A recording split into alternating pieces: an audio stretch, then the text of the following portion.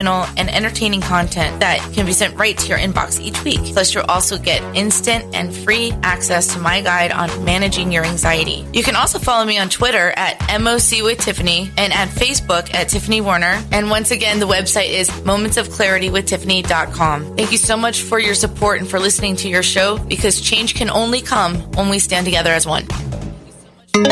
This is the Tan Talk Radio Network. We are back to Moments of Clarity with Tiffany Warner. To join in the discussion, call 866-826-1340. Now, here's Tiffany Warner. Hi, and thank you so much. Welcome back. This is Moments of Clarity. My name is Tiffany Warner. I am a licensed mental health counselor, and I'm your host.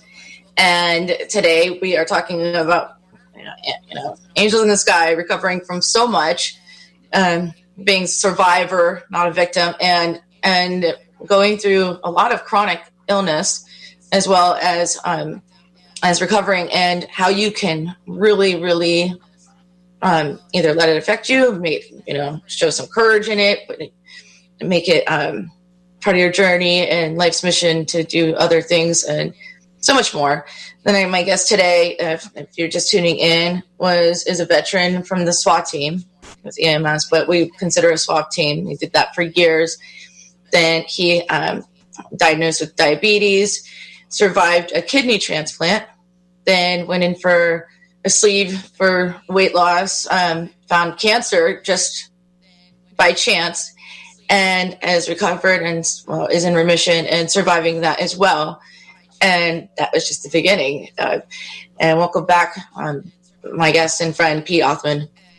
Hello. I did leave out the part. He's a DJ. He plays some wonderful music in New York and Miami, and we'll get to that where you can hear his music live and everything. Callers, you're still welcome to call in if you're watching us on Facebook or YouTube or Twitter or any of that. We're still a live radio show first and foremost. If you're listening from the car, call in 866-826-1340, 866-826-1340. We're live 12 to 1 Eastern Standard Time, and we're welcoming your calls. And still here to take your calls, and we'll hear them, 866-826-1340. Okay, so when we left off there, I just kind of had to summarize, and watch after the second break. It's going to be harder to summarize. I'm not going to even try. So you're surviving cancer, a gastric sleeve or stomach sleeve, and recovering after surgery, and then I'm just going to leave it like that. Okay. And then, well, all right. So I'm going through 2019. I'm like, all right, life is getting good. The cancer thing is by June. I meet with the cancer team and everything. They said, all right, cool. We're just going to monitor it, and when it grows, we're just going to keep taking it out. That's how that's going to be treated. So with that being said, I'm looking better now. I'm losing weight. I'm like the new Pete's coming out. So like I'm getting real vain, real cocky, real confident. And so then November comes, or was it October, whichever it was, and then I start getting tingling in my face, and I losing my first in my lip, and then 2 days later I wake up, my whole face is frozen. My right side of my face is frozen. Kind of you left the dentist office, like Novocaine, kind of feeling like that. Yes, but and I went to the hospital because I thought it was a stroke. And they put me through full stroke protocol, and it ended up being Bell's palsy. And I'm like, listen, I look like a moron. I hate using the word, but it's like, it's such a bad look. And you see, like the picture you use is like half my face up and down. And I would put the emoji up with the emoji with the sideways eyes and the tongue hanging out. I was like, that's my picture from now on. It is what it is. And it was very depressing.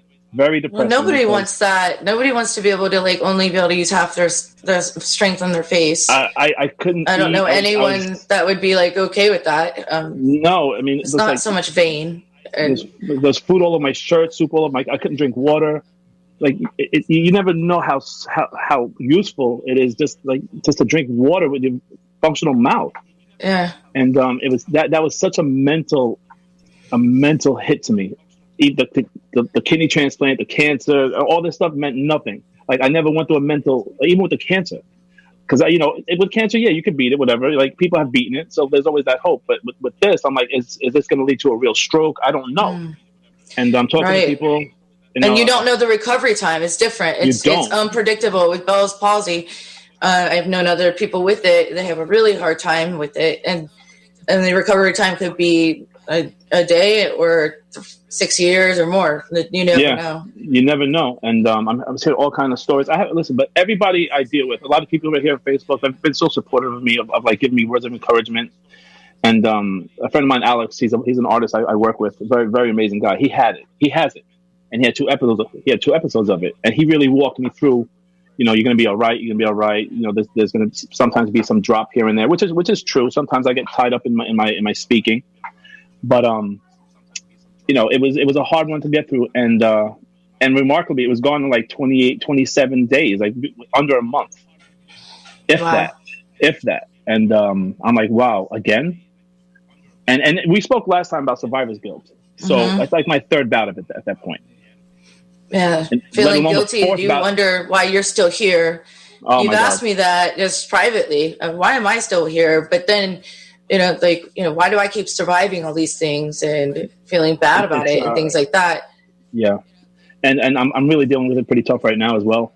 But I talked to you a couple of weeks ago in the hospital, and you're like, "Why me? This keeps happening. Why does all these serious things keep happening?" Like, but that's why you were unable to breathe. So we'll go back to that. So I went to fast forward. And so with that being said, it's like, and then you beat it, and then you see so many people that don't beat it, and it's like, all right, this is the third time I've beaten something that's really the majority of people don't beat. Like, why me? I'm not an angel. I'm not. I'm definitely not an angel. I just don't know why. And you question why. Like, what's my purpose here? Why do you keep me here? I understand my family, and that's the main reason for breathing and doing stuff. But there's got to be more to it. I don't know why, but there's got to be more to it. And I do have angels. That's a fact. And I'll tell you the story about that later on. After but I'm a firm believer in all that stuff. And I don't go to church all the time. I'm not. I'm not religious as to the point where I pray every day, every week. But at the end of the day, somebody's looking out. Mm-hmm. Somebody's looking out. My family's very religious. They're praying all the time. But it's me though. So it's a hard pill to swallow. It really is. So you recovered from Bell's palsy in how long? It was less than a month. Less than a month. Wow. Less than a month. Amazing. But that was the worst month of my life. With the eyes always tearing and not being able to eat, drink, talk. They sent me to the range to requalify with my 9mm because I had to do yearly requal at work. And I shot like a 67. I barely passed. And as an operator, as a tactical operator for emergency service unit, like that is embarrassing. What's the range for us civilians that don't know what's good or bad? The range. You go to the range and you have to qualify shooting. The number, the scale. Why is 67 barely passing? Because you got to get 100. 65 is passing, and okay. Anybody with a firearm, they should never get less than 60. Because less than 90. Because with a firearm, shooting at a static target, a paper target that's not moving, with no moving variables behind it, that's without you breathing, without your adrenaline. You should be targeting 97 to 100 all the time on it. That's something that's not moving or shooting back at you. So at the end of the day, or you shouldn't have a gun. It's like someone at the driving range playing golf. If you can't hit the ball straight and it's hitting people next to you or whatever, they ask you to just something like that. I know, right? Just put a little humor on it. But that was because that's who I am. At the end of the day, when I became law enforcement, it's really took over who I am, changed my morals, changed my way of life, changed my way of thinking, and I appreciate the opportunity to have actually been in law enforcement because, like I said, I was never always an angel. So I was very blessed with the opportunity to have a career with a pension and benefits. Saying that, if I did not take this job, I'd probably be dead. Period, because of the benefits they give me. So, and I tell everybody, go get something with benefits. I don't care if you go to a gas station and if they give you benefits, take that $10 an hour and get benefits. Because at the end of the day, that is where it's at. It really saved my life. Absolutely. So, okay.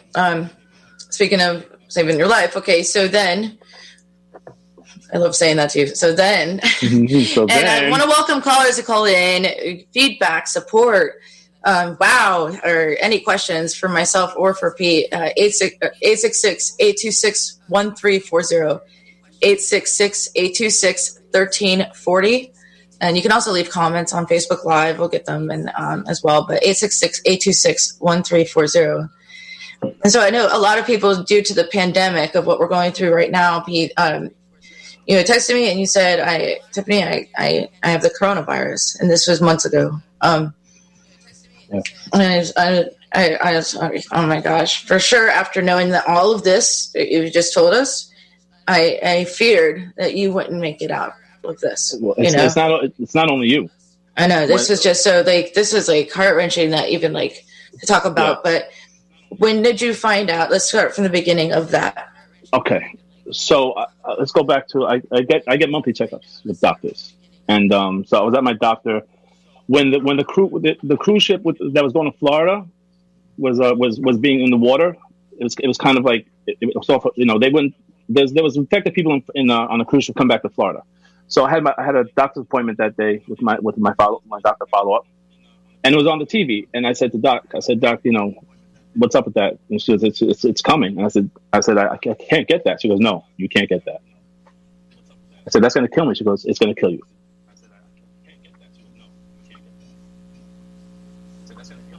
So anyway, so March comes about a month after all that. It started coming to the States. And I'm at work, and we have a detail sitting on the Weinstein guy, the Hollywood guy that convicted of rape. So we're sitting on him in Bellevue Hospital because there was threats to kill him in the hospital. So who do they send to protect him? Us. So we're sitting. I have a team of 1 in 7 sitting in the hospital on all tours, and you're still active duty. I'm active duty, but I'm not. I've been blessed with my time in being looked out for by a unit where I'm in the central desk where I'm just giving out equipment, sending out emails. I'm not running and gunning unless they break the glass. So anyway, they break the glass quite often these days. But and I'm face to face with these guys after they come back from the hospital, and so one of my captains who was always next to me using my computer, phones, everything else. He went out sick as a dog. That was March 15th, 14th. And everybody's thinking that he's got the COVID. And so I took it upon myself to go get the nose swab. That was March 22nd. And around March 25th, I started getting really tired. And then my unit guys started going out sick. So it took them seven days to get me a result. So March 29th, I was diagnosed with COVID-19 positive. And the only symptoms I felt at that time was extreme tired. I'd come home and I would just sleep the whole time. I'm at work trying to stay awake because it's extreme fatigue. So I call the department and I'm like, I'm positive. So they put me out sick. But I wasn't sick. I was only feeling tired at the time. The fatigue part of it.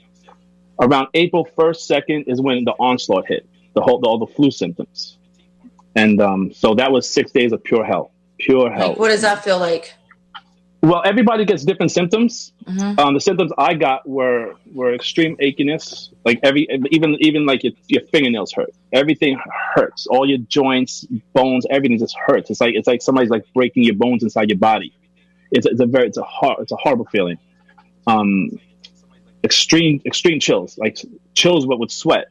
I was sleeping with my work jacket, which is a heavy jacket, 5 blankets, and still freezing, and sweating at the same time. I did not get the cough. I did not get I didn't get much fever. My highest fever was 100.9, and I did not get the loss of taste. 100.9. I thought you said 109. I was like, wow. No, 100.9 was my highest. And, we were taking Tylenol and whatnot, and that was kind of bringing it back down a little bit. So that was for about 6 days. And that ended probably April 12th. And I started getting better. I started coming back live, but then I started getting tired a little bit. But at the same time, I'm still positive for the virus. So my department doctor is calling me every day, harassing me to come back to work. I'm like, I'm still not right. I'm still tired. And he goes, nope, as per New York State guidelines, you can go back to work.